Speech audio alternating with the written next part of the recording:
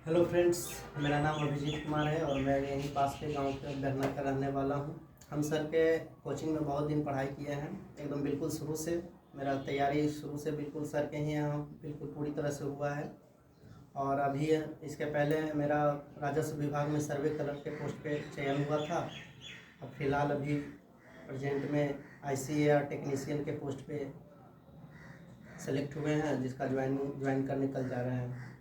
तो हम लोग आप लोग को यही बताना चाह रहे हैं कि मेहनत हमेशा करते रहना है, डिस्ट्रैक्शन से दूर रहना है, क्योंकि अभी के टाइम में बहुत सारा डिस्ट्रैक्शन है। सोशल मीडिया है, गेम है, सोसाइटी में भी बहुत सारा तरह का डिस्ट्रैक्शन है। इससे हमको बचना है, क्योंकि सबसे बड़ा प्रॉब्लम हम लोग के सफलता में ये डिस्ट्रैक्शन ही आता है।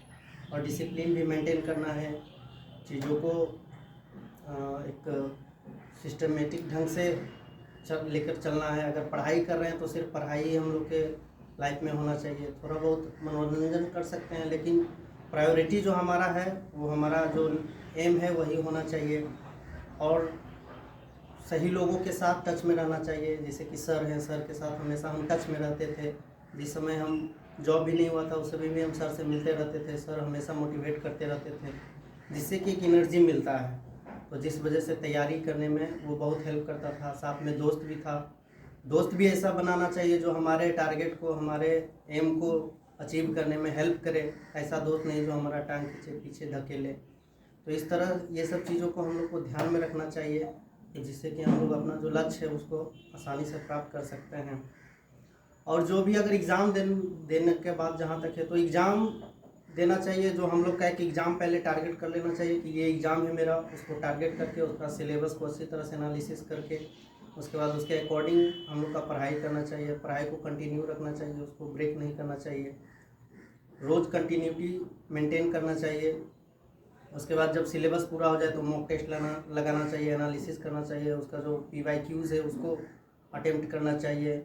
और जो भी प्रॉब्लम हो सर से डिस्कशन करना चाहिए, अपने फ्रेंड से डिस्कशन करना चाहिए। जहाँ भी हो अपना डिस्कशन करना चाहिए। और जो मेन टारगेट है हमेशा उसी पे फोकस रहना चाहिए, इधर उधर भटकना नहीं चाहिए।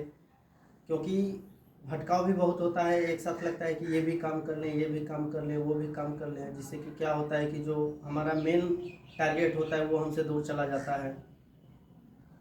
तो इस तरह की चीज़ें, अगर घर में डिस्ट्रैक्शन हो रहा है पढ़ने में तो लाइब्रेरी ज्वाइन करना चाहिए। लाइब्रेरी में अगर डिस्ट्रैक्शन हो रहा है तो दूसरा लाइब्रेरी ज्वाइन करना चाहिए, क्योंकि अब लाइब्रेरी में भी सुनते हैं डिस्ट्रैक्शन होता है। तो इस तरह से चीज़ों को बेहतर हमेशा करते रहना चाहिए, जिससे कि चीज़ें धीरे धीरे आसान होती जाएगी और जो हमारा टारगेट होता है वो हम लोग आसानी से प्राप्त कर सकते हैं।